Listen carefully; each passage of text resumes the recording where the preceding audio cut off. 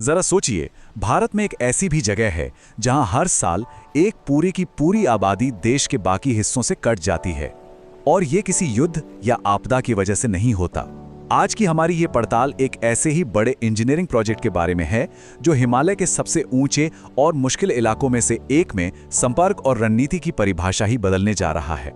ये कहानी शुरू होती है ज़ांस्कर घाटी के लोगों के संघर्ष से। वो लोग जो हर साल लगभग आधे साल के लिए खराब मौसम के कारण भारत से पूरी तरह कट जाते हैं। ये दशकों से चली आ रही एक ऐसी पीड़ा थी जिसका समाधान अब आखिरकार तैयार हो रहा है। तो चलिए शिंकुन ला टनल की इस पूरी कहानी को परत दर परत समझते हैं। सबसे पहले हम देखेंगे कि कैसे ज़ांस्कर घाटी सर्दियों में एक कैदखाने में बदल जाती है। फिर हम जानेंगे कि इस बेहद जरूरी टनल को मंजूरी मिलने में आखिर इतने दशक क्यों लग गए। इसके बाद हम उस कमाल की इंजीनियरिंग को समझेंगे जो दुनिया की छत पर की जा रही है, और अंत में हम इसके दोहरे असर को देखेंगे, कैसे ये एक जीवन रेखा भी है और एक सामरिक किला भी, और ये भारत के भविष्य को कैसे जोड़ती है। तो चलिए ज़ांस्कर घाटी के इस अलगाव को थोड़ा और करीब से देखते हैं। इसकी वजह है शिंकुन ला, एक पहाड़ी दर्रा जो एक दीवार की तरह हिमाचल की लाहौल घाटी और लद्दाख की ज़ांस्कर घाटी के बीच खड़ा है। और यही वो जगह है जहां हालात इतने बिगड़ जाते हैं कि इसे पार करना नामुमकिन हो जाता है। यहाँ की चुनौतियां हमारी कल्पना से भी परे हैं। 5000 मीटर से भी ज्यादा ऊंचाई, यानी लगभग 16,500 फीट, तापमान -50 डिग्री तक चला जाता है, और बर्फबारी, सड़कों पर 60 फीट तक बर्फ जम जाती है। जरा सोचिए, ये किसी 6 मंजिला इमारत जितनी ऊंची बर्फ की दीवार है। इसी दीवार के पीछे दर्जनों गांव महीनों के लिए दुनिया से पूरी तरह कट जाते हैं। अब सोचिए, अगर किसी की तबीयत बिगड़ जाए या किसी बच्चे को दवा चाहिए और बाहर निकलने का कोई रास्ता ही ना हो। जब सारे रास्ते बंद हो जाते थे, तब ज़ांस्कर के लोगों के पास सिर्फ एक ही उम्मीद बचती थी, चादर, यानी जमी हुई ज़ांस्कर नदी के ऊपर बना एक बर्फीला रास्ता। इस पर चलना सिर्फ मुश्किल नहीं बल्कि जानलेवा होता था। हर कदम पर यह खतरा कि बर्फ की ये पतली चादर कहीं टूट न जाए और नीचे बहती बर्फीली नदी में जिंदगी खत्म ना हो जाए। तो अब सवाल ये उठता है कि अगर समस्या इतनी बड़ी थी तो समाधान में इतनी देर क्यों हुई। चलिए अब इस टनल प्रोजेक्ट के इतिहास को देखते हैं और समझते हैं कि दशकों से फाइलों में दबा एक आइडिया अचानक इतनी बड़ी प्राथमिकता कैसे बन गया। ये कहानी उपेक्षा से लेके एक बड़े सैन्य संकट और फिर भारत के बॉर्डर इंफ्रास्ट्रक्चर में आई एक क्रांति से होकर गुजरती है। देखिए, इस प्रोजेक्ट का सफर 2006 में एक विचार के साथ शुरू हुआ, लेकिन कई सालों तक ये बस कागजों पर ही रहा।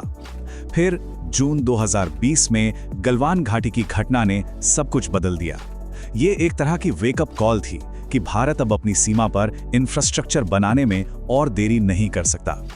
इसी अर्जेंसी के बीच इस प्रोजेक्ट को दोबारा जिंदा किया गया और फरवरी 2023 में इसे आखिरकार मंजूरी मिल गई।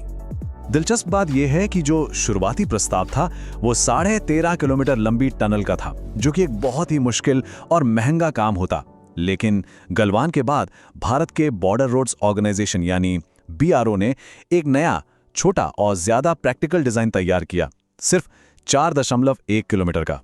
यह सिर्फ दूरी कम करना नहीं था, ये एक स्मार्ट फैसला था। इसका मतलब था कम लागत, कम समय और कम जोखिम। चलिए अब इस इंजीनियरिंग के करिश्मे को समझते हैं।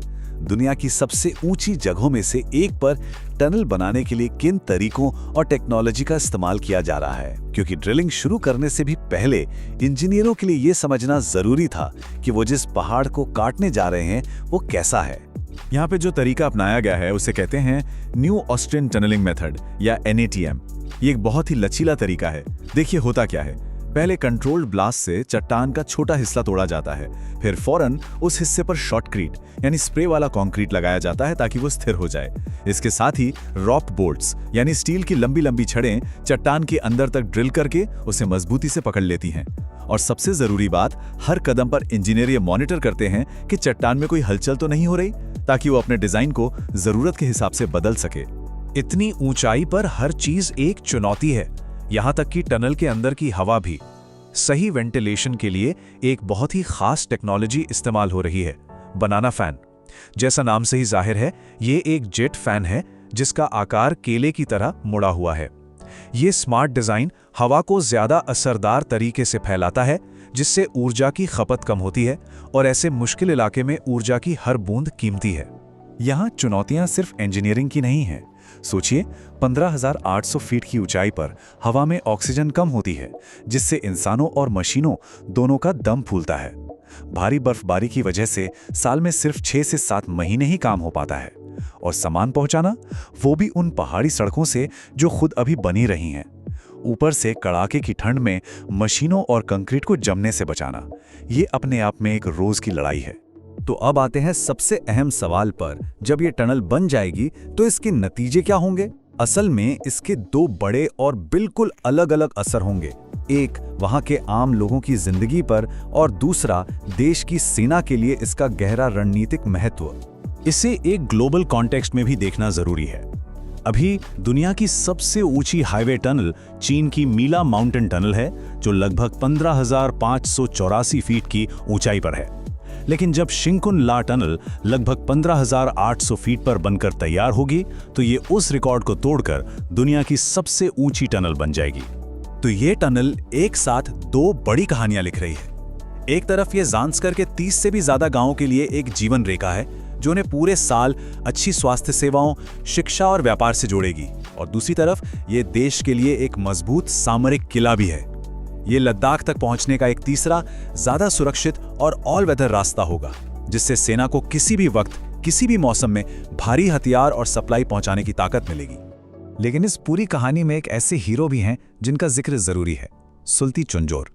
ज़ांस्कर के एक रिटायर्ड सरकारी कर्मचारी, जिन्होंने सालों तक इंतजार करने के बाद 2014 से 2017 के बीच अपनी सारी जमा पूंजी लगाकर और गांव वालों की मदद से खुद एक कच्ची सड़क बना डाली। बाद में बीआरओ ने उसी कच्ची सड़क को पक्का बनाया और आज उसी रास्ते पे ये टनल बन रही है। ये एक अकेले इंसान के सपने का पूरे देश के मिशन में बदलना है।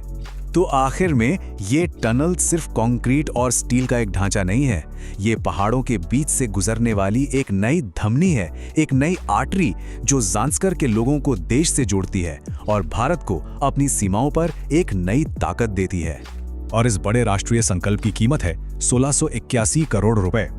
यह आंकड़ा सिर्फ एक लागत नहीं है, बल्कि इस बात का सबूत है कि भारत अपनी सीमाओं को सुरक्षित करने और अपने सबसे दूर दराज के नागरिकों को मुख्य धारा से जोड़ने के लिए कितना प्रतिबद्ध है।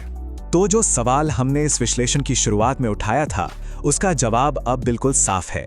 ज़ांस्कर की सर्दियों में अलग थलग पड़ जाने की दशकों पुरानी समस्या का समाधान हिमालय के सीने को चीरकर बनाए जा रहे 4.1 किलोमीटर लंबे कंक्रीट और स्टील में ही छिपा है।